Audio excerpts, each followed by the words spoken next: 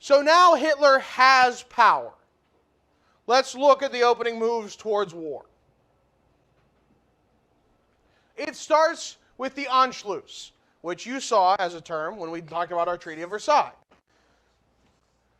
Hitler and Germany annexes Austria. Anyone know what annex means? Acquire. Yes, with country. You would join your country, you absorb another country into yours. And usually it's a full-fledged absorbing. You don't keep it separate. So Austria is now part of Germany. They wanted that because Austrians are ethnic Germans. They speak German, and Hitler was Austrian.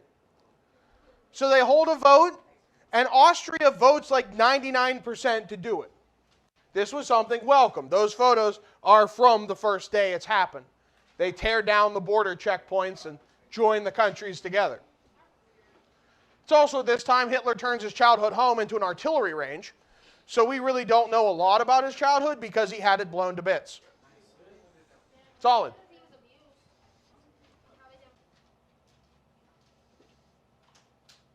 Then Hitler wants the Sudetenland. He wants to annex parts of Czechoslovakia that have a lot of ethnic Germans in it. It's at this time Britain starts to get concerned. You don't say. Britain sends their Prime Minister, Neville Chamberlain, to go and meet with Hitler. Let's take a look at the result of that meeting. And he said that the settlement of the Czechoslovakian problem, which has now been achieved, is, in my view, only the prelude to a larger settlement in which all Europe may find peace.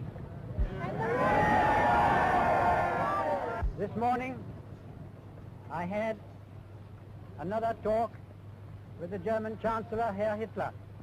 And here is the paper which bears his name upon it as well as mine.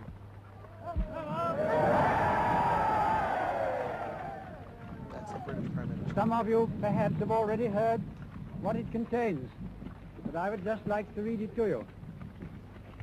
We, the German Führer and Chancellor, and the British Prime Minister have had a further meeting today and are agreed in recognizing that the question of Anglo-German relations is of the first importance for the two countries and for Europe. Chamberlain says that they have peace in their time. Because Hitler signed this paper, we will have peace for generations. The rest of the world calls it appeasement. Appeasement is Chamberlain's solution. Give Germany what they want this time, telling them that, no, this won't happen again, so be happy now. But what's going to happen? If you give a mouse a cookie, he's going to want a drink. If you give a Hitler the Sudetenland, he's going to want a Poland. Let's take a look at 3 cartoons from a man named Theodore Giesel. You might know him better as Dr. Seuss. Dr. Seuss, before he was a children's book author, wrote political cartoons. And his style was already very apparent. What's happening here? So what are these bodies? Spineless leaders of democracy. Who's walking? And what's he doing? Yeah, and anyone know what this is? Seen what people do this? Usually a very childish thing. Yeah, it's a raspberry. It's a neener. As he goes up the steps of disarmament and the Sudetenland and Danzig, all the way to boss of the universe. How about here? It says at the top, remember, one more lollipop and then you all go home. What's happening? He's giving them what they want. What's he promising? Lollipops? Or lollipop? Just one, right? Just one to all of these. What do you think these are? Nazis, right? It's symbolizing the Nazis. It is Dr. Seuss. I just said, yes, this is Dr. Seuss. Before he's a children's book writer. Now, does he have just one lollipop? So do you think they're going to go home? Or this one, the Great U.S. Sideshow. And it says, and on this platform, the most amazing marvel of the age. He lives, he talks, yet the guy has no guts. What's he saying? No guts. The appeaser has no guts, no courage to stand up to Hitler. And then this quote is given to many different people, but I'm going to use the FDR one because it's most relevant to us. Appeasement is the policy of feeding your friends to a crocodile, one at a time, with the hopes that the crocodile will eat you last. So do you think Hitler's going to go away? No. No, you can.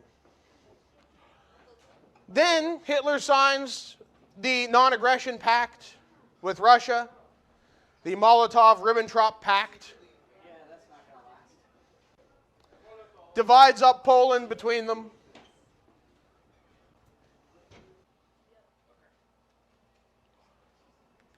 Then Hitler takes his sights to the Treaty of Versailles.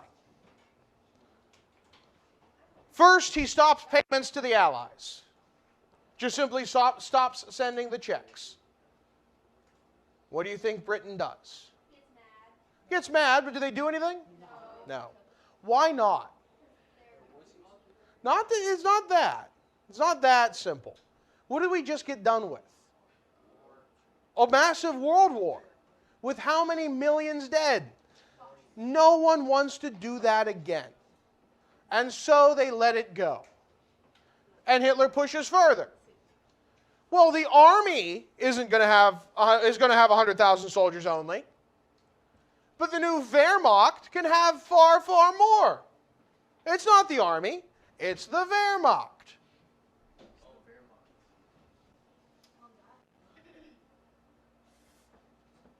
And the Navy's not allowed to have more than 6 battleships and not allowed to have any submarines.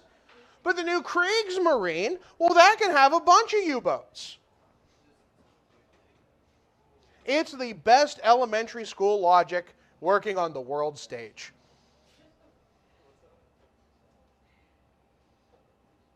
And they're not allowed to have an air force, but this new Luftwaffe has plenty of planes. Literally means air war. Luft is air. Yep.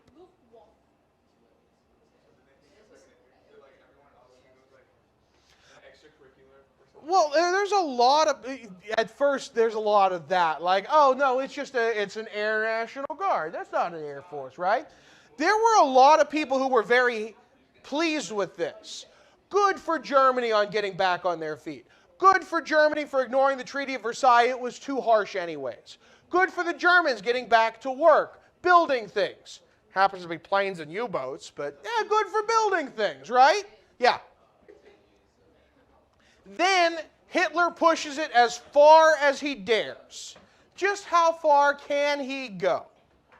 He occupies the Rhineland with troops. The Rhineland was an area that was a buffer zone between Germany and France. They set it up in the Treaty of Versailles, and they said no military there. That gives France time to get its military together to stop an invasion should it happen again. Hitler marches his troops in. They wait by the radios to see if anyone does anything, and nobody does. They're too scared of another war. That's exactly it.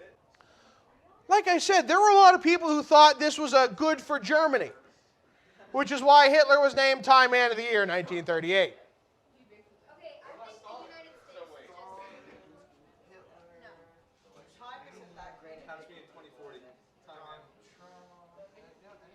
Now Hitler has moved his pawns into place, and we'll start World War II when it comes after the mini-test.